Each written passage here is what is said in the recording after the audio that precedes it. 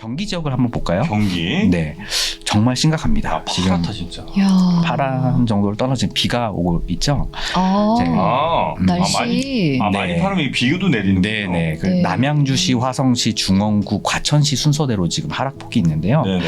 변동률이 지금 마이너스 1.17%예요. 오. 네. 야, 지금 60%. 네, 이 정도 속도면 이제 60% 이제 마이너스가 나는 상황이죠. 이 정도 속도면 그 전에 기록은 거의 없었던. 네, 네 맞습니다. 제가 이 주택 시세를 좀 꾸준히 보고 있는데 네네. 좀 전례 없는 상황이다 이렇게 보시면 될 것 같아요. 네. 좀 심각한 상황이다라고 보시면 되고요. 네. 서울 지역 한번 볼까요? 서울 지역도 더 심하죠. 야. 송파구, 강동구 뭐 이런 순서대로 지금 이미 송파구는 뭐 89.4니까 많이 빠졌는데도 불구하고 변동률이 마이너스 1.43%가 나오고 있어요. 지금 매매 가격보다 전세 가격이 더 위축되고 있는 건 주택 수요 자체가 지금 줄고 있는 거고요. 네. 그러면 전세 자체가 변곡점을 맞지 않으면 우리가 주택을 매수해서는 안 돼요.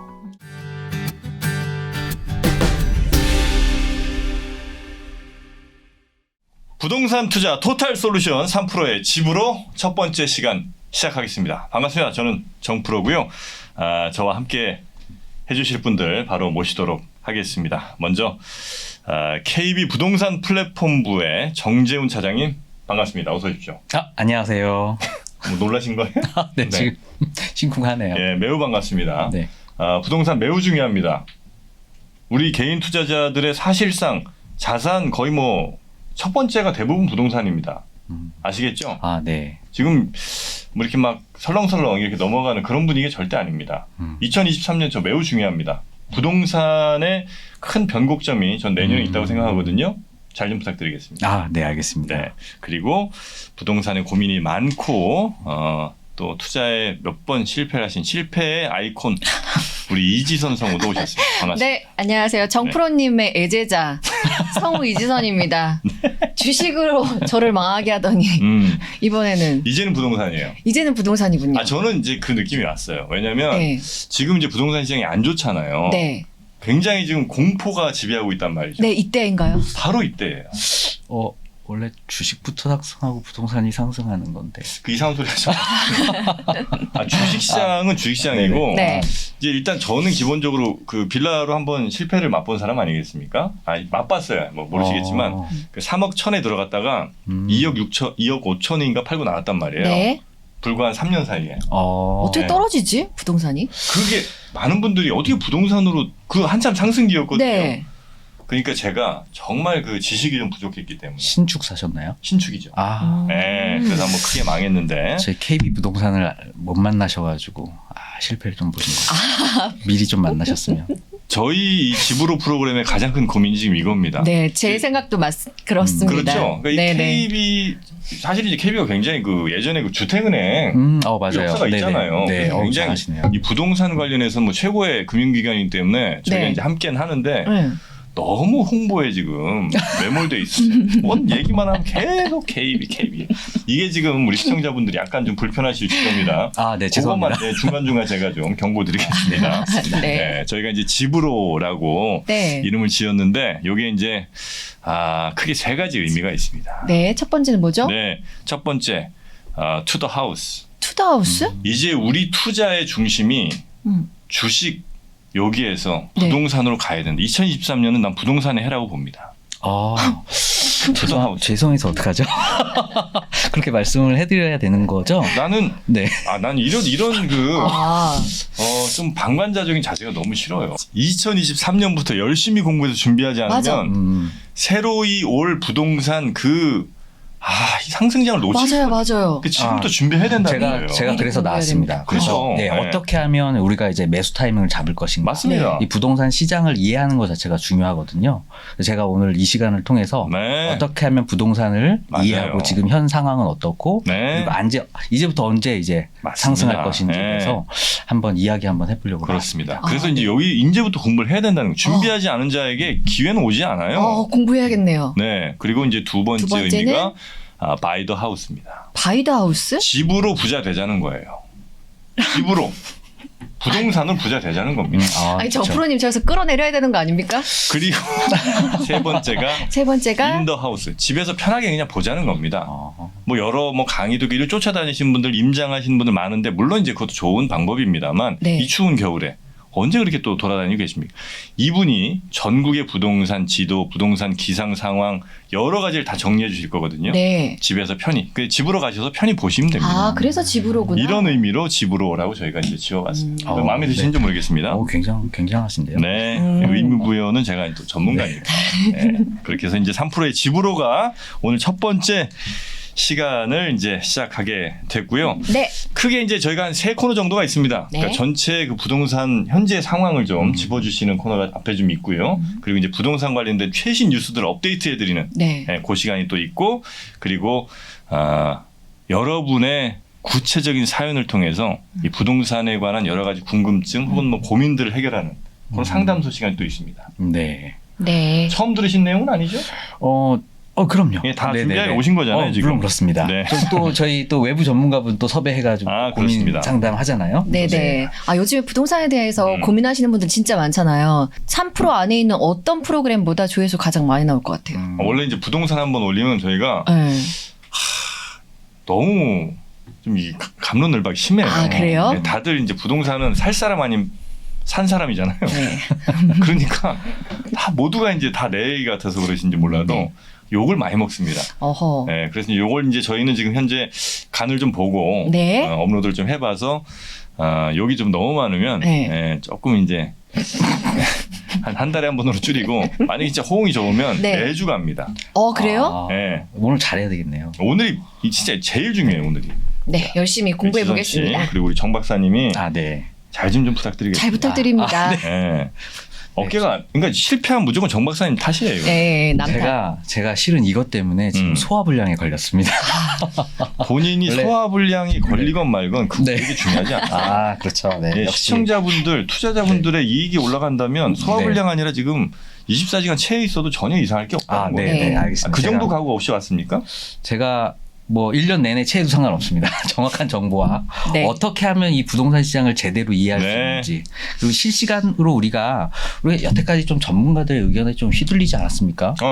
부동산 시장을 볼 수 있는 그 인식 자체 네. 제가 이번 기회에 한번 좀 제대로 한번 알려드리고 싶습니다. 좋습니다. 오, 좋다.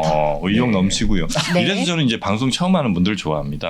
의욕 네. 넘쳐서요. 의욕은 넘치죠. 그리고 네. 약간 좀 어색하기 때문에 제 시키는 대로 무조건 따라오게 돼 있어요. 네. 그럼 우리 정 박사님과 함께 일단 첫 번째로 현재 이 부동산 시장 한번 기상을 한번 좀 그려봐야죠. 네, 그렇습니다. 네. 어떤 지금 움직임이 있는지, 어떤 지역 중점적으로 좀 살펴봐야 되는지 요거 한번 좀 부탁드리겠습니다. 네, 한번 화면 보시면서 네. 말씀 나누겠습니다. 자, 이거는 KB 주택 가격 지수인데요. 자, KB 부동산에서 야심차게 준비한 통계 기상도입니다.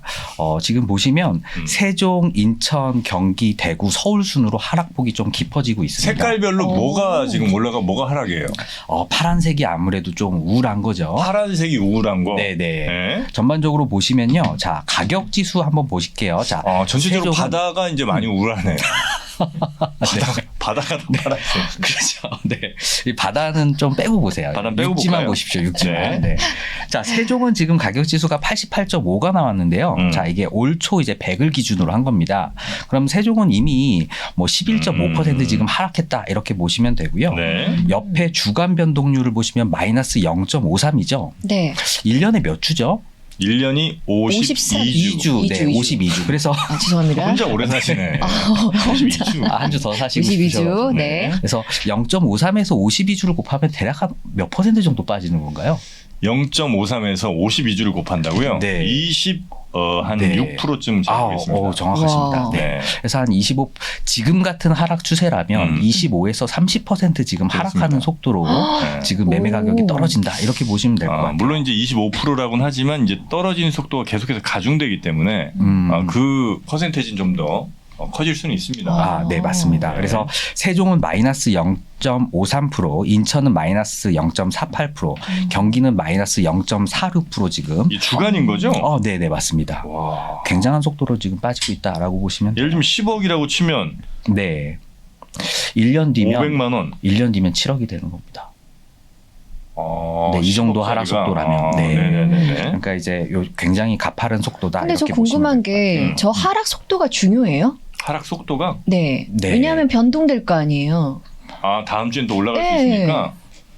안 큰일 그런가요? 났네. 우리 정 박사님 그것까지 준비 안 네. 하신 것 같아요. 아니, 준비했습니다. 준비했어요? 하락 네. 속도가 굉장히 왜 중요하죠? 왜요? 자, 떨어지는 칼날을 잡으면 어떻게 되죠?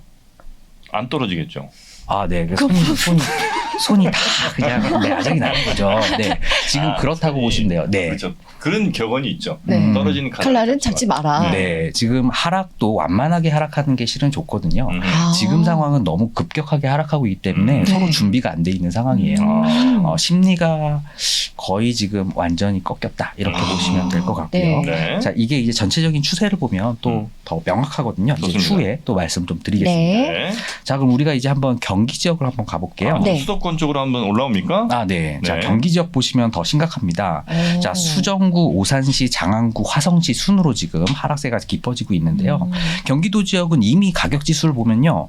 100 밑에 와 있다는 걸 아실 수가 있어요. 100미치는 뭐가 100이에요? 그러니까 올 초가 100. 올 초가 100. 네네. 그러니까 이제 성남시 수정구 같은 경우에는요. 89.9%니까 이미 뭐 수도권인데도 불구하고 입지 괜찮지 않습니까? 네. 근데 이미 10%가 빠진 거예요. 그러니까 예를 들면 10억짜리 집이었으면 9억 됐다는 거예요, 벌써. 네, 맞습니다. 네. 그게 이제 평균을 놓고 봤을 때 그런 거니까 많이 실질적으로는 네, 음. 20-30% 정도 아마 체감을 하실 겁니다. 네네. 근데 변동률은 더 심하죠. 마이너스 0.86%니까요. 한 주에 네, 이 정도 속도면 1년 뒤면 어떻게 될까요? 1년 뒤면 네. 8.6이면 네. 40% 이상, 43%? 맞습니다. 반토막이 나는 거예요. 네. 어. 그러니까 지금 속도는 네. 유래를 좀 찾아볼 수 없는 와. 정도의 속도다. 이렇게 이해하시면 혹시 우리 되겠습니다. 박사님은 집이 있으세요? 저 집 있죠. 어느 동네입니까? 저기 그냥 서울에 조그만 게 있어요. 서울에 있으세요? 네네네. 저는 경기도민이거든요. 아, 저기 경기도. 군포. 근데 군포. 상위권에 지금 자리 잡고 있어서 저 지금 너무 떨려요. 아, 군포. 네네. 우리 집. 군포가 저 김연아의 수리고. 네, 맞아요, 맞아요. 그죠? 네. 거기 어떻게 됐습니까? 지금 많이 떨어지고 있네요. 0.69라고 되어 있네요. 서울 한번 가볼까요? 서울 한번 네, 자, 가볼까요? 제일 중요한 네. 서울. 자, 서울은요. 서울이 왜 제일 중요합니까? 그 아. 서울 중심주의 좀 깨셔야 됩니다. 맞습니다. 정확하게 맞으시는데요. 네. 이제 서울이 지금 1000만 인구가 살고 있지 않습니까? 네. 그러니까 부동산 시장을 이해하기 위한 가장 바로미터라고 보시면 돼요. 네. 서울이 네. 이해하기 위해서 중요하다. 그럼요. 시장을 네. 이해하기 위해서. 이게 뭐 서울이 중요하다는 건 아니고요. 그렇습니다. 네. 자, 보시면 강동구, 마포구, 관악구 순서대로 지금 하락폭이 파란색이 깊어지죠. 짙을수록 많이 하락한 거죠. 맞습니다. 지금 외곽 쪽으로 지금 좀 파래지는 게 좀 보이시죠? 네. 네. 양옆이 지금 굉장히 많이 네, 네. 파라네요. 야, 네. 저기 도봉구 저쪽이 좀 파랗고. 네네, 맞습니다. 네. 이제 최근 이번 주에 좀 특징은요, 송파구에서 강동구 쪽으로 조금 하락폭이 지금 그러네요. 확대되고 네. 있습니다. 보시면 아까 경기 지역이랑 좀 다르게 가격 지수가 95, 96 정도 이렇게 네네. 보이시죠? 네, 네. 그러니까 여태까지는 별로 안 빠진 거예요. 아직은 좀 덜 빠졌는데. 그런데 변동률을 보시면 마이너스 0.79 이렇게 나오고 있죠. 이 정도 속도라면 반토막이 조만간 난다. 이 1년 정도 속도다. 이 일치 유지가 된다면. 네, 야, 맞습니다. 이렇게 근데 지도로 한눈에 보니까 좀 파악이 금방 되네요. 그래요? 색깔로 보니까. 예. 네. 마포도 많이 빠졌네요. 많이 빠졌네요. 마포 이제 시작이 된 거죠. 이제 시작이고. 노도강 중심으로 좀 빠지던 것들이 아. 지금은 이제 송파, 강동, 마포 쪽으로 지금 전이가 되고 점차적으로 있다. 네, 그럼 가고 색이 이렇게 있어요. 변동되는 게 이제 서울 중심부로 가고 있는 거죠. 네, 맞습니다. 네. 실은 이런 금리 인상 앞에 네. 장사가 없거든요. 네. 그러니까 결국에 어떤 금리 인상에 대한 그런 네, 네, 네. 시차만 있을 뿐이지 결국에는 모든 지역에서 지금 아마 동일한 현상이 일어날 거다 이렇게 예측을 하고 있습니다. 네, 이런 네. 집 가지신 분들 걱정이 많으실 것 같아요. 뭐 그렇지만 없는 우리 입장에서는 저 있어요, 군포에 한 개. 자가인가? 네. 자가예요? 네. 근데 3번에 샀는데 조금 후회했죠. 네. 조금만 위로 갔어도 더 많이 상승했을 텐데. 근데 오르는 거는 천천히 오르고 빠질 때는 또 훅 빠지니까 그럼 살 때 대비 그러면 현재가는 대략 몇 퍼센트 정도 올라 있어요? 정확히는 잘 모르겠는데 가격 말해도 돼요? 그럼요. 저희는 네네. 2억 6천에 샀거든요. 집이? 와, 네네. 언제 몇 년도에 사셨어요? 16년 말에요. 잘 사셨네요. 2억 6천 아파트? 네. 음. 근데 가장- 지금 얼마냐면 4억대예요. 4억 초반이나 아니면 3억 후반. 6억대까지 올라가지 않았었어요? 네, 6억 네네, 딱 그쵸. 찍자마자 음. 훅 떨어져가지고. 팔지. 헐. 아니 정프로님 부동산이 주식이 아니에요. 그리고 사고 파는 그런 물건 아닙니다. 우리가 사는 집이잖아요. 네. 사는 네. 집, 살 집. 아, 네, 그러니까 이제 리브. 네네네 리브라는 아까 분이 집으로 뜻. 네네 이게 너무 이렇게 네. 네 이제 투자 목적으로 이제 어떻게 하면 되는지 좀 또 말씀 또 한번 드리도록 근데 할게요. 이렇게 또 지도로 보니까 네. 좋긴 좋네요. 네. 그럼요. 어디서 네. 만들었다고 이거? KB 부동산에서 네. 저희 부장님이 심혈을 기울여서 부장님 만드셨어요? 네네. 대단한. 혹시 앞에 앉아 계신 저분입니까? 그래서 네. 눈치를 보셨구나. 저는 부장님을 사랑합니다. 역시. 네. 네. 네. 다음 지도는 뭡니까 이거는? 네. 전세 시장 한번 전세 가보도록 시장. 할까요? 네. 전세 중요하잖아요. 저는 이제 저도 지금 전세인데. 아 네. 정말요? 네. 네네. 네. 그러면 정프로님 이제 주택 매수하셔야죠. 저요? 네. 그러니까 제가 네. 바로 2023년을 지금 노리고 있다는 게 바로 그런 겁니다. 이 네네. 하락세가 쭉 한번 갔다가 내년 말쯤에 저는 그 시점으로 보고 있거든요. 뭐 훌륭하십니다. 이른바 네. 티핑 포인트. 내년 줍줍 타임. 말 내년 말. 저, 정프로는 그렇게 봅니다. 저도 옮기려고요. 네. 언제? 저도 진짜 옮기려고 생각하고 있어요. 갈아타기 내년에. 하시려고요? 네. 네네네. 야, 보통은 하락장에서 갈아타기가 굉장히 주요해요. 아. 왜냐하면 그 갭 차이가 좀 줄어들거든요. 네네. 어. 아마 잘 보시다가 시기를 잘. 그래서 공부를 미리 해야 된다는 말에 완전 동감합니다. 네, 맞습니다. 우리가 이렇게 마음 먹은 거 보니까 잘 안 떨어지겠다. 아, 그래요? 떨어지면 사실 마음들이 이렇게 있으면 아직은 안 되겠어. 그 부동산의 정프로만큼은 오지 말라고 사람들이 생각할 수 있겠는데요. 네. 네. 전세 시장. 네. 그래서 정품님 그 주택을 매수하실 때는요, 네. 요 전세 시장의 그 가격 지수를 좀 보시는 게 좋을 것 같아요. 매매가가 아니고. 네, 맞습니다. 왜 그러죠? 오. 왜냐면요, 그 주거에 대한 어떤 수요를 나타내는 바로미터가 바로 전세거든요. 그래서 전세 그렇죠. 값이 올라갈 때 이제 슬슬 매수를 준비하시면 된다. 이렇게 말씀을 드리고 전세값이 싶어요. 먼저 뜁니까? 네, 그렇죠. 매매가보다. 네. 아. 근데 한번 상황을 한번 보겠습니다. 네. 자, 전세 가격 지수인데요. 지금 서울, 경기, 인천, 대구 순으로 지금 전세 가격 하락이 좀 극심한 상황입니다. 가격 지수 절대값을 보더라도 뭐 야. 94, 93이죠. 아까 매매 가격 지수는 97, 98이었잖아요. 네. 네네. 그러니까 지금 가장 큰 문제는 매매 가격보다 전세 가격이 맞아요. 더 급격하게 빠지고 있는 거예요. 네. 변동률은 더 심하죠. 서울은 지금 마이너스 0.95%입니다. 자, 이 정도 속도면 1년 뒤에는 어떻게 되죠? 진짜 50%네 이거는. 네, 이건 그냥 반토막이다. 오. 네. 그래서 지금 하락 속도가 매우 가파르다라는 게 지금 특징이고요. 야, 근데 전세가가 이렇게 내려갈 수 있나? 그만큼 많이 올랐죠, 실은. 매매 가격이 이제 네. 코로나 이후에 많이 상승을 하면서 실은 매매 가격이 전세가도 오르면 많이 전세가도 오를 수밖에 없었죠. 네네. 그러니까 많이 오른 건 이제 많이 떨어질 수밖에 없는 네네. 거거든요. 한번 경기 지역을 한번 볼까요? 경기. 네, 정말 심각합니다. 지금 파랗다 진짜. 야. 파란 정도로 떨어진 비가 오고 있죠. 아. 네. 날씨. 많이 네. 파르면 비교도 내리는 네네. 그 네. 남양주시, 화성시, 중원구, 과천시 순서대로 지금 하락폭이 있는데요. 네네. 변동률이 지금 마이너스 1.17%예요. 오. 네. 야, 이건 진짜 지금 뭐 뭐, 네. 이 정도 속도면 이제 60% 이제 마이너스가 나는 상황이죠. 이 정도 속도면 그 전에 기록은 거의 없었던. 네, 네, 맞습니다. 제가 이 주택 시세를 좀 꾸준히 보고 있는데 네네. 좀 전례 없는 상황이다. 이렇게 보시면 될 것 같아요. 네. 좀 심각한 상황이다라고 보시면 되고요. 네. 서울 지역 한번 볼까요? 서울 지역도 더 심하죠. 이야. 송파구, 강동구 뭐 이런 순서대로 지금 이미 송파구는 뭐 89.4니까 많이 빠졌는데도 불구하고 변동률이 마이너스 1.43%가 나오고 있어요. 그러니까 지금 매매 가격보다 전세 가격이 더 위축되고 있는 건 주택 수요 자체가 지금 줄고 있는 거고요. 네. 그러면 전세 자체가 변곡점을 맞지 않으면 우리가 주택을 매수해서는 안 돼요. 수요가 없기 때문에. 전세가 뭔가 꺾인, 그러니까 뭔가 반대 방향으로 네. 튄 다음에 이제 우리는 그렇죠. 네, 매매에 바닥을 찍고 뛰어들어야 나서 오. 확인하시면 됩니다. 그래서 예전에는 이런 어떤 시세 같은 경우를 우리 전문가들 같은 경우에는 다 다운을 받아서 다 조사를 했단 말이죠. 네. 네네. 근데 저희 이제 KB 부동산에서 주택 통계를 지금 만들고 있는데요. 또 홍보 들어가나요? 잠깐 네. 이런 거 해야 됩니다. 네네. 왜냐하면 이 주택 통계가 네. 어떻게 만들어지는지 여러분들이 좀 아셔야지 이거를 정확하게 우리가 이해할 수 있어요. 좋습니다. 네네. 자, 요거를 말씀드리기 앞서서 제가 두 가지를 한번 먼저 말씀을 드리고 싶은데요. 네. 첫 번째는 일단 그 어떤 자산 시장을 바로 볼 수 있는 두 가지 지표가 있어요. 뭔지 혹시 아십니까? 자산 시장을 바라볼 수 있는 두 가지 지표? 네, 가장 중요한 지표. 금리. 뭐 일견 맞아요. 아니, 일단 아닌 것 같아요. 아닌 것 같아요. 아닌 것 같아요. 자산 시장을 볼 수 있는 원인입니다. 두 네. 가지 지표? 네. 이건 주식하고도 동일한 건데. 아니, 주식 방송 많이 하시잖아요. 아니, 그 부동산 시장의 자산 시장.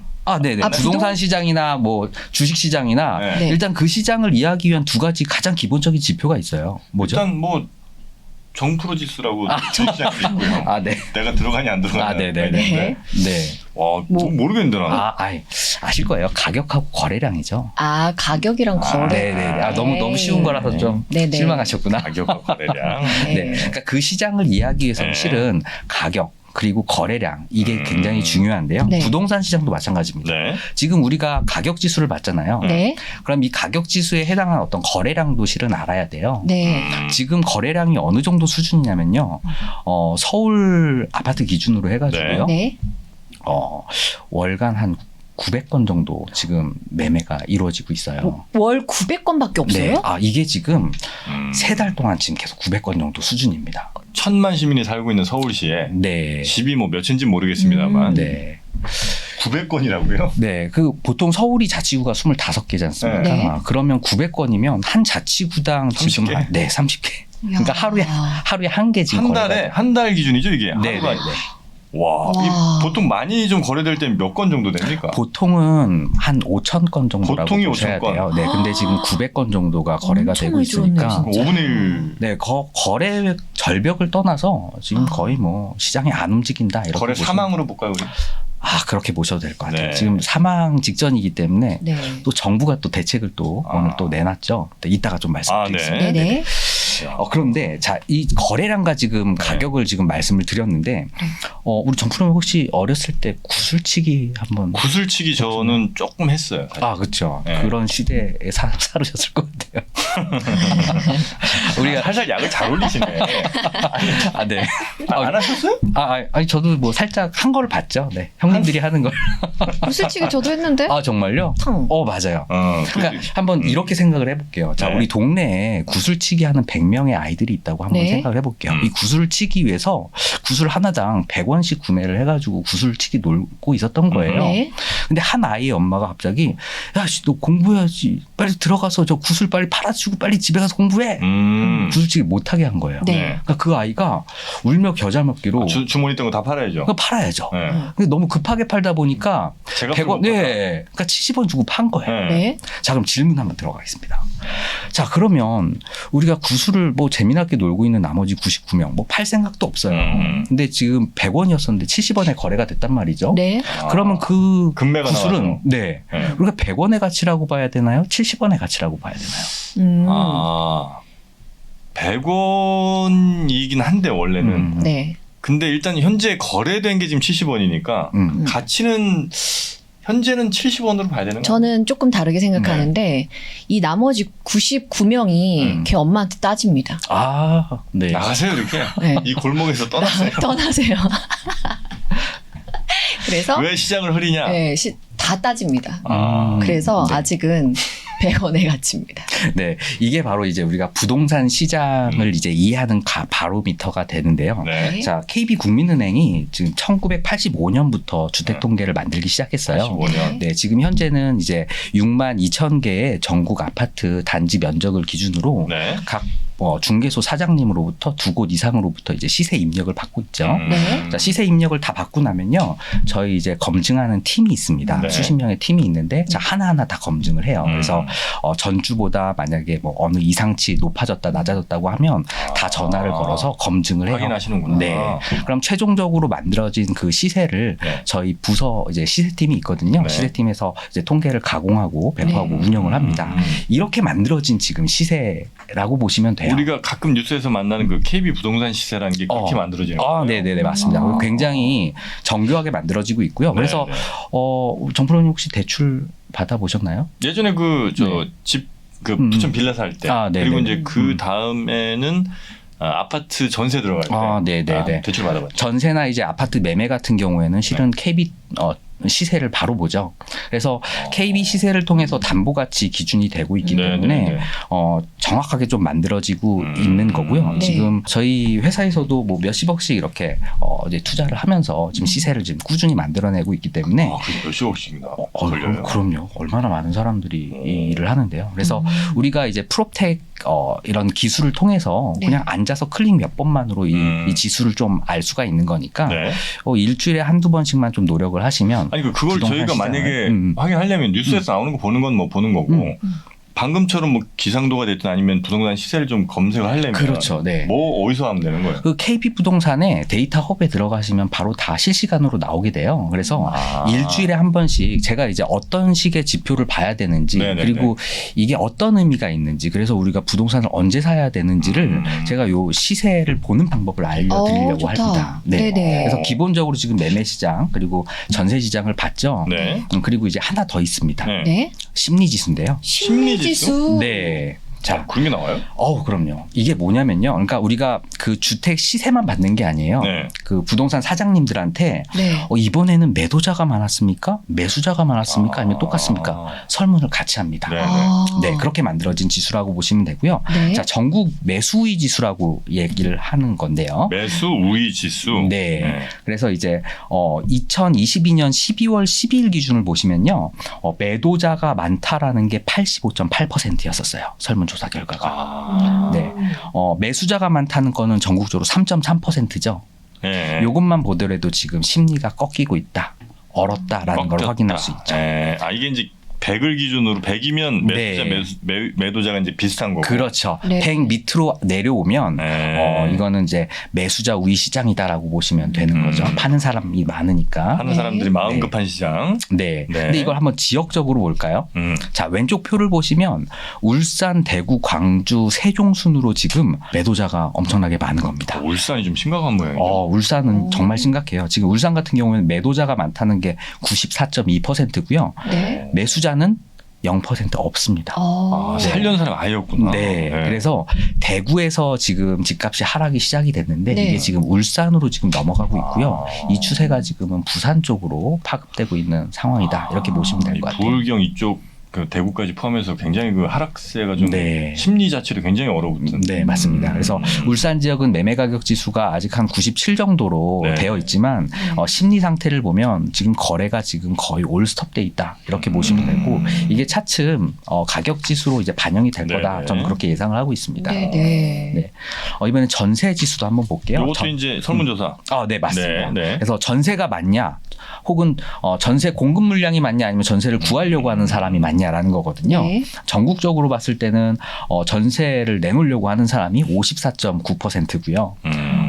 전세 찾는 사람이 17.2% 이렇게 보시면 되겠습니다. 네. 그래서 5대 광역시 위주로 해가지고요. 네. 지금 전세를 구하려고 하는 수요가 거의 없어지고 있다라고 보시면 될 것 같죠. 그래서 2022년 10월부터 지금 주택 전세 수요가 꺾였는데요. 네.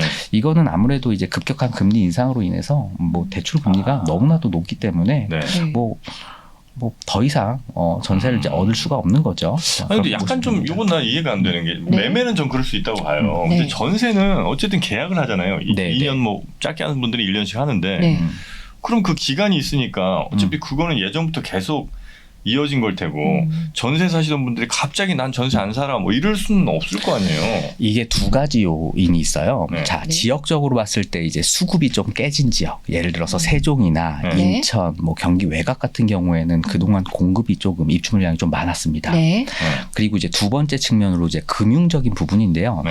그러니까 매매 가격이 올라가게 되면 전세 가격도 따라 올라갈 수밖에 없어요. 네네. 네, 그게 이제 어떤 기회 비용이라는 부분이 네네. 있기 때문에 예를 들어서 5억의 어떤 전세 대출을 좀 받았어요. 네. 그러면 우리가 예전에 금리가 이제 거의 제로 금리랑 비슷했을 때는 한 4억 빌리죠. 4억 5천? 네. 아. 근데 이제 지금 이제 코픽스 연동이 되기 때문에 이자 부담이 2배 엄청 이상으로 크죠. 네. 올라간 거죠. 그러다 보니까 이제 새로 구하는 사람들은 반전세나 혹은 월세로 이제 전환을 거죠. 하시는구나. 네. 아. 그래서 기존에 이제 이런 전세 가격 자체가 뭐 워낙에 부담이 되니까 낮춰지는 과정에서 네. 역전세 그리고 역월세 이제 네. 이런 현상이 지금 일어나고 있는 게 지금 현재 시장입니다. 또 이게 전세가격이 내려간다고 하니까 예전에 이제 기간 끝나면 이제 집주민분들이 더 올라갈 때는 네. 올려받으려고 나가라고 해서 이제 그분들이 또 어딘가 구해야 되는데 네. 이제는 나가라고는 안 하시니까 어디 뭐 맞아요. 구할 일이 없으실 수도 있겠네. 네, 아. 맞습니다.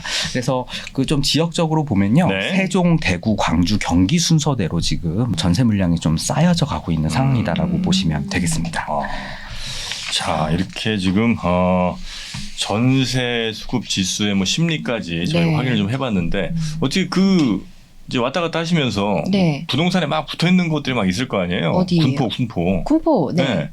그 분위기는 어떻게 좀 괜찮습니까? 저는 3번에 아파트를 구매할 때 부동산 그 중개해 주시는 분이 했던 말을 잊을 수가 없어요. 뭐죠?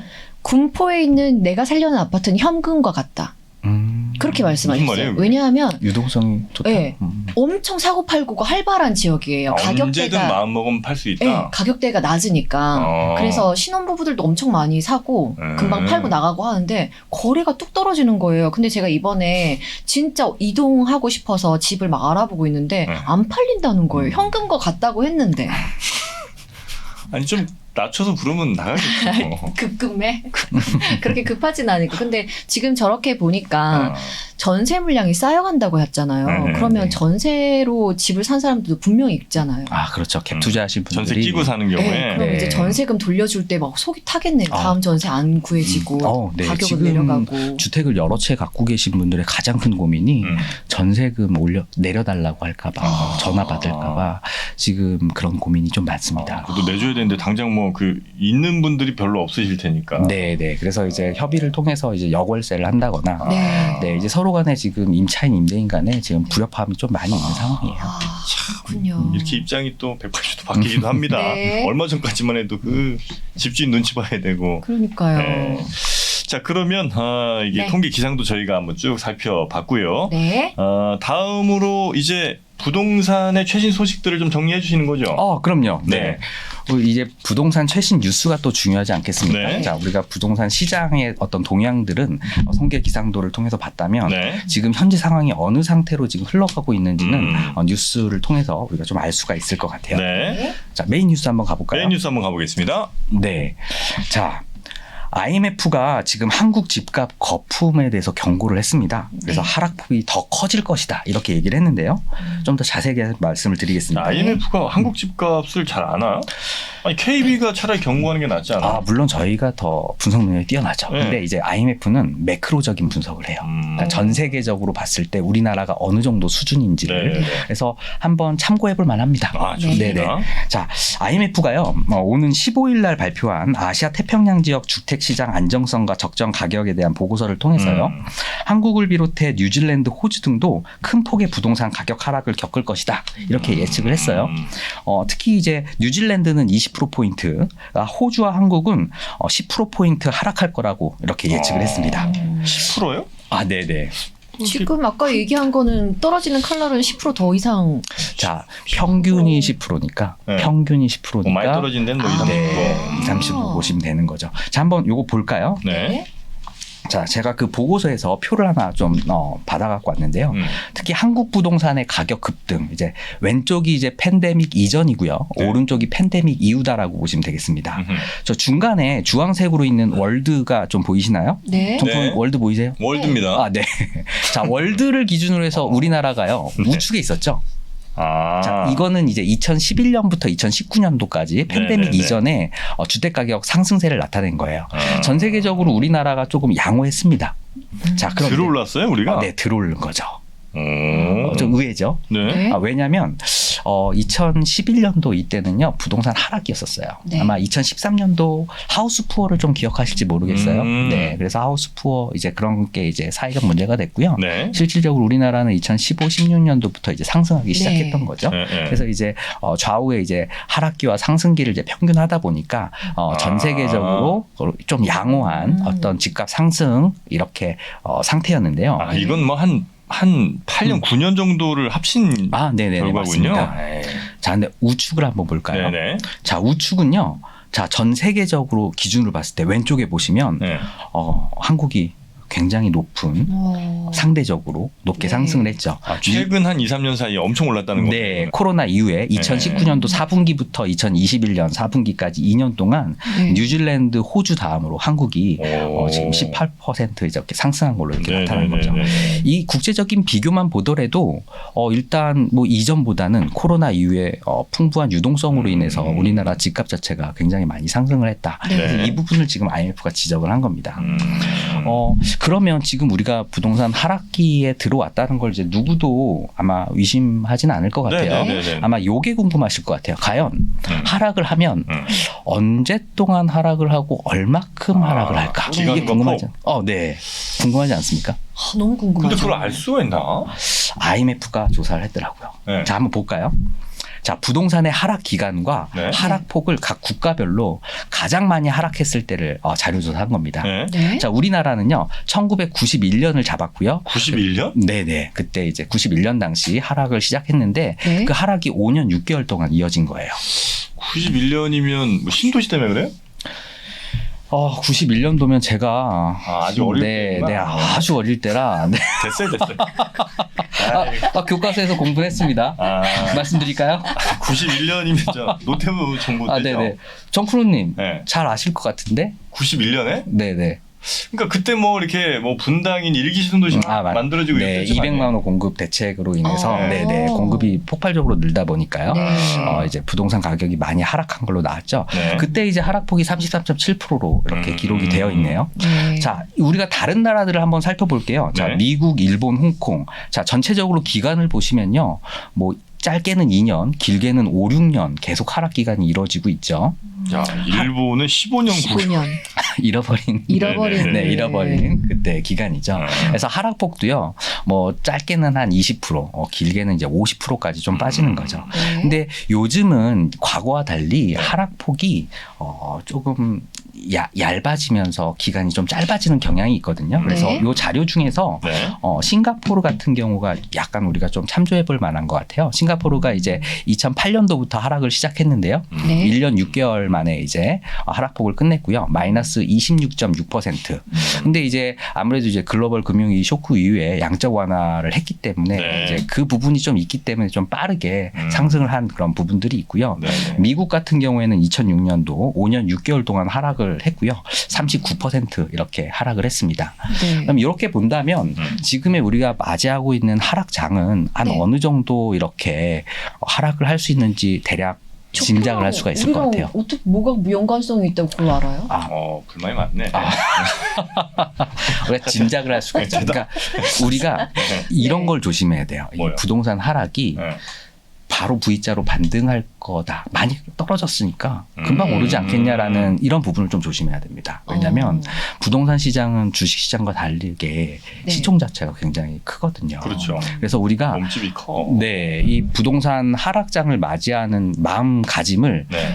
조금 어금니 깎게 물고 깎게 물고 네, 그래서 저건 이제 가장 배드 시나리오거든요. 그러니까 저 정도까지는 안 가겠지만 그래도 우리가 뭐 단기간에 상승한다 이렇게 보시면 안 될 것 같고요. 네. 네. 충분히 조금 대비하는 자세를 갖자. 그렇다고 보시면 뭐 40% 50% 하락하는 건 정말 배드 시나리오예요.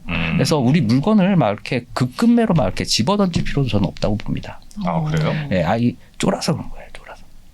물론 자 버틸 수 없으면 어쩔 네. 수 없는 거죠. 네, 네, 그리고 네, 뭐 새로운 어떤 기회를 또 맞이하면 되니까. 근데 괜히 이런 어떤 전문가들의 공포, 급락 이런 거에 너무 휘둘리실 필요는 없다고 저는 기간이 생각해요. 막 몇 년씩 되거나 혹은 뭐 하락폭이 막 3, 40 이상 이렇게 될 가능성은 매우 낮다고 보시는 거군요.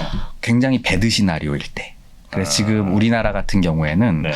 내년에 이제 PF 부실이 만약에 터지게 되면 그 부분에 대한 어떤 경기 침체와 이제 맞물리게 되면 굉장히 이런 상황까지 갈 수는 있어요. 근데 네. 지금 정부도 이 부분을 충분히 인식하고 있기 때문에 네. 아마 잘 대처하지 않을까 저는 그렇게 희망적으로 보고 있습니다. 물론 이제 단순 비교는 좀 어렵겠습니다만 뭐 이 부동산 하락이 되게 커지지 않을까라고 걱정하시는 분들의 이거 짧게만 한번 좀 여쭤보겠습니다. 네네. 우리가 매우 닮아 있는 게 어쩔 수 없이 이제 큰 고령화 이 문제 그리고 이제 성장률도 이제 어느 정도 이제 정점을 찍고 이제 내려오는 그런 상황인 것 같고 경제 전체가 네네네. 그리고 인구가 결국 이제 또 정점 짓고 내려오고 있잖아요. 네. 그래서 많은 분들이 걱정하시는 게 마치 그 일본처럼 아주 장기간, 물론 일본 단기간에 많이 빠진 건 요거 상황이지만 요거 말고도 이제는 좀 힘을 좀 많이 잃고 쭉 그냥 아래로 가는 건 아닐까? 이런 걱정하시는 분들이 많거든요. 정프로님 전문가시네. 제가 네. 말씀드렸잖아요. 네. 저는 이제 시작입니다. 2023년. 네. 원래 이제 모든 어떤 이 자산의 구조를 이제 이해할 때는 인구를 이제 빼놓을 수는 없죠. 네, 이제 네. 장기 전망을 봤을 땐 그런 네. 거고요. 이제 공급 주택 시장에서 가장 중요한 거는요. 네. 바로 이제 수요 공급 원리가 되겠죠. 우리가 부동산 상승기를 한번 기록해 보면요. 원래는 공급이 많아지면요. 가격은 하락할 수밖에 없죠. 근데 그렇겠죠. 근데 2020년도에는 이상한 일이 발생을 했어요. 공급은 많이 했는데도 많이 하면 할수록 이제 신축 효과 때문에 공급이 늘어나면 가격이 계속 상승했던 거예요. 네. 그만큼 공급 대비 어떤 수요에 대한 탄력성이 더 높다라고 보시면 되는 거죠. 그래서 지금 수요는 어떤 가수요, 투자 수요 이런 것들도 있는 거죠. 그래서 공급 어떤 인구 이런 부분도 경력 중요합니다. 장기적으로 분명히 갈 텐데 지금 우리 시장을 지금 좌우하는 건 금융 이제 불안정성으로 인한 금리 이런 부분에 대한 수요 자체가 급격하게 하락을 하고 있는 거고요.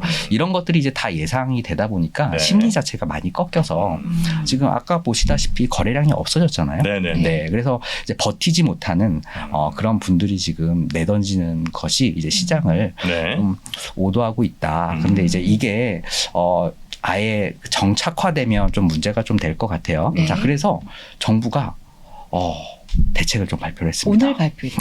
네, 오늘 발표를 했습니다. 주요한 내용들이 좀 많이 나왔습니까?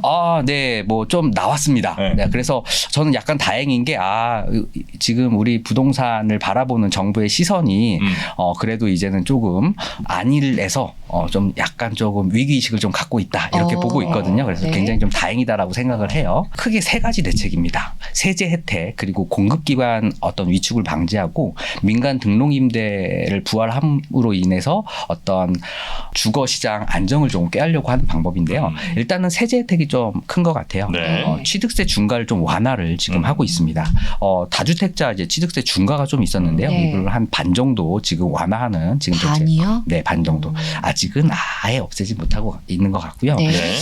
그리고 이제 양도세 중과 배제가 실은 올 초에 5월에 이제 양도세 중과 배제를 했어요. 1년 동안. 근데 이제 지금 얼마 안 남은 기간에서 주택을 이제 좀 매수하기 좀 불안하잖아요. 근데 이 부분을 이제 1년 연장하기로 해서 이제 1년 6개월 정도 또 여유가 있고요. 그리고 이제 내년도 세제 개편안을 통해서 근본적으로 이제 양도세 중과 배제를 없애려고 지금 법률화하려고 지금 준비 중에 있습니다. 자, 그리고 이제 분양권 그리고 주택 입주권에 대한 단기 양도세율을 1년 미만 같은 경우 45%로 좀 낮췄고요. 1년 이상일 때는 그냥 기본적인 양도세율을 매기는 걸로 지금 준비 중입니다. 아무래도 이제 원래 주택이 하락을 하게 되면 재건축 이런 재개발 이쪽이 먼저 하락을 하거든요. 그래서 그 부분에 대한 어떤 수요 자체를 좀 진작시키기 위한 방법이다라고 보시면 되고요. 그리고 대출 규제도 약간 완화를 했어요. 기존 규제 지역 다주택자는 주담대가 이제 허용이 되지 않았는데 LTV 상한 30% 정도 70%로 이제 주거를 좀 살 수 있게 허용을 좀 했습니다. 집이 10억짜리면 한 7억 정도 자기 돈을 가지면 3억은 대출해준다. 그런 거죠. 자, 그리고 이제 공급 기반 위축 방지인데요. 저 이 부분은 참 정부가 잘하고 있다고 봐요. 문제는 자, 주택 시장이 하락을 할 때 가장 큰 문제는 뭐냐면요. 주택을 안 지어요. 사업성이 없으니까. 그렇죠. 살 사람이 없으니까. 그래서 기존에 추진 중인 것도 다 멈춥니다. 네네. 그럼 나중에 어떤 문제가 생기냐면 결국에는 부동산은 사이클이니까 한 2, 3년 후에 갑자기 공급이 없거든요. 그렇죠. 그러니까 그냥 거침없이 하이킥을 하는 거예요. 지금 그게 이제 우리가 최근 한 5년, 10년간에 지금 맞이했었던 부분이죠. 그래서 이런 공급 기반의 위축이 되는 것을 방지하고자 재건축 안전진단 이 부분 이미 기존에 발표했었던 부분이고요. 그리고 공급도 시장 상황을 고려해서 탄력적으로 속도를 조절하겠다. 왜냐하면 지금 부동산이 하락하고 있는데 공급해야 되겠다라고 하면 이제 불난집에 부채질하는 거죠. 기름을 확 붓는 겁니다. 그래서 약간 완급을 조절하겠다. 인허가 정도에서 통해서 지금 공급 기반이 위축되는 걸 지금 방지하겠다라는 거고요. 그리고 그 다음 이제 PF 시장 지금 굉장히 심각합니다. 네네네. 네, 이 부분에 대한 어떤 연착륙 지원을 하겠다. 이 부분을 발표를 했어요. 그리고 아마 투자자분들 좀 관심이 있을 부분인데요. 민간 등록 임대에서 기존에 이제 84 이하 부분에 10년 임대주택 같은 경우 아파트는 안 됐었는데요. 네. 네, 아파트를 드디어 재개를 해줬습니다. 임대 아파트를? 네네. 아파트를 매매해서 이제 임대 아파트로 이제 등록을 할 수가 있는 거죠. 10년 장기 임대로. 임대주택 사업자가? 네. 그렇게 하는 거 맞나요? 네네, 맞습니다. 옛날에는 빌라나 이제 다세대만 가능했는데. 소형 아파트나. 네. 근데 이제는 아파트도 84 이제 국민주택 이하 부분들은 임대주택을 좀 한다라고 되어 있고요. 네. 다만 아직 임대 사업자에 대한 어떤 세제 혜택들은 다 축소가 된 상황이기 때문에 이제 그 부분도 추가적으로 조금 지원이 이루어진다면 네. 주택 수요를 좀 높이는데 이바지할 수 있다라고 많은 봅니다. 분들이 약간 자기들이 부동산 가지고 있으면 이번에 세금을 좀 많이 냈거든요. 많이 그래요? 내신 분들이 많거든요. 그걸 좀 완화해 주길 바라는 사람들도 꽤 많았을 것 같은데. 네, 맞아요. 네. 그죠? 근데 실질적으로 이번 정부 이제 새 정부 들어서면서 이제 그런 부분에 대한 어떤 기대가 좀 많았는데 네. 실질적으로 거의 없었다라고 보시면 될 것 같아요. 실질적으로 부동산이 참 어려운 것 같습니다. 네. 아니 네. 저는 진짜 너무 답답한 게 뭐냐면 부동산 공부 있잖아요. 네. 맘먹고 해요. 기분 또 나와. 네? 그러면 또 공부해. 그럼 또 나와. 그럼 미치겠어요. 공부를 해봤자 소용이 없어. 자꾸 바뀌고 하니까. 네. 그래서 이제 근데 새롭게 바뀌는 거를 자꾸 이제 공부를 이제 해야 되잖아요. 네. 근데 그 바뀐 내용들을 보면 이해는 해요? 이해되죠? 나를 무시하네? 아니 무시가 아니고. 이거 그냥 넘어가면 안 돼요. 아니, 예를 들면 이제 네. 뭐 취득세 중과 완화라든지 네. 저 완전 다 이해하죠. 다 이해해요. 다주택자에 대한 취득세 중과 완화 저게 뭐냐면요. 내가 집을 3개 가지고 있단 말이에요. 네. 근데 집을 하나 살라고 해. 그게 네. 10억짜리야. 그러면 중과해가지고 1억을 세금을 내야 돼. 맞죠? 12%가 네네, 그렇죠. 맞습니다. 엄청 잘 알잖아요. 공부 좀 하셨네. 야, 안 되겠네. 자리 바꿔주세요. 또 여기 또 탐내고 그래. 진짜요? 그러면 예를 들면 네. 분양 및 주택 입주권 단기 양도세율 중과 1년 미만 45% 1년 이상 폐지 저거는 뭐예요? 그거 어디 있는데요? 네. 세 번째 줄. 어디 있는데요? 네. 예전에 이제 60% 70%까지. 가만히 계세요. 네. 그 사람 확인 좀 해보겠습니다. 우리 3MC 가야 되는데. 단기 양도세율 중과 1년 미만 45%. 그러니까 제가 답답하다는 게 저런 부분이에요. 공부했는데 바뀌었잖아. 저렇게 어렵다고. 네. 그래서 기본적인 어떤 그 뼈대를 좀 알고 있어야지 이 지선 씨 같은 경우는 계속 가지만 공부를 한단 말이에요. 뭔 소리예요? 근데 이 양도세 관련된 세금 관련된 부분은 세무사도 포기한 지금 영역입니다. 너무 어려워서? 너무 많이 바뀌었어요. 그래요? 그래서 지금 네. 부동산 계속 바뀌니까 이 프로에서 계속 알려줄 거죠. 이렇게. 그럼요. 네. 저희가 알려드리고 그리고 아주 친절하게 그죠? 해석도 네. 해드리는 거잖아요. 그러면 제가 한번 뭐 또 불러주시면 한번 정책이나 이런 세제 부분도 한번 정리를 한번 갖는 시간 한번 불러주시면 아니라 맨날 나오는 거 아니에요? 그런가요? 어디 뭐 한 번 하고 도망가려고 해요. 제가 요즘 소화불량에 걸려가지고. 소화 중요하지 않습니다. 여러분께 떠먹여드리는 게 더 중요한 거예요. 네. 자, 뉴스 뭐 여러 뉴스들이 좀 있었는데 뉴스는 이 정도로 좀 정리를 한번 해볼까요? 네. 아니면 하나가 정말 꼭 필요한 뉴스 있으면 하나 더 해주셔도 됩니다. 네. 뭐 하나가 실은 더 있습니다. 하나가 네. 그런데 다음에 할까요? 네, 왜냐면 네네네. 또 우리 상담을 기다리시는 분들도 계시고 하기 때문에 뉴스는 워낙 또 큰 뉴스가 좀 나왔고요. 살짝 제가 봤는데 다음 뉴스는 뭐 그냥 떨어진다는 얘기거든요. 예리하신데요. 네, 저희 뭐 다 한 얘기니까 네. 뉴스는 그럼 이 정도로 네. 저희가 정리를 하고 이제 구체적인 사례를 통해서 박사님 그리고 우리 지선 씨 네. 정말 두 분의 역할이 매우 중요합니다. 그분의 네. 사례를 통해서 부동산 투자에 정말 조심해야 될 거라든지 아니면 그분의 고민을 좀 해결하는 이런 네. 것들 한번 꼭 좀 저희가 솔루션을 제공하도록 하겠습니다. 네. 네, 이렇게 우리 정 박사님께서 부동산 기상도 소개를 좀 해주셨고 네. 그다음에 부동산 관련된 최근 아주 중요한 뉴스들까지 정리를 좀 해주셨습니다. 이후에 아까 말씀드렸던 그 상담도 좀 저희가 해드려야 되는데 네. 벌써 시간이 좀 많이 지나갔고 그럼 저희가 상담은 이어지는 2부에서 좀 구체적으로 해결을 해드리도록 하겠습니다. 네. 자, 지선 씨 계속해서 준비되셔 있는 상태죠? 네네. 이제 공감할 준비가 되어 있습니다. 아, 좋습니다. 우리 네. 정 박사님 얼른 가셔서 시원하게 사이다 한 잔 드시고 오시고 네, 알겠습니다. 소화 좀 시키고 네. 오시기 네. 바라겠습니다. 2부로 저희는 돌아오겠습니다.